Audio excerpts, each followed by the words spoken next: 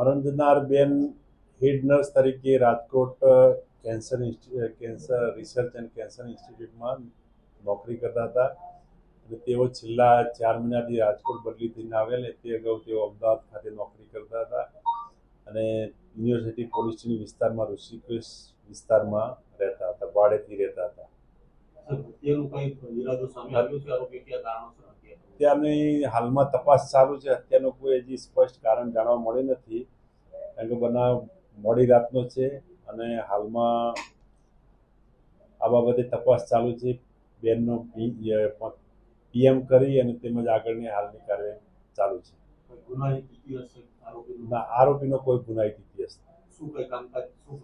આરોપી છૂટક મજૂરી કરતો, ખડીએ કામ કરતો, વગેરે કામ કરતો.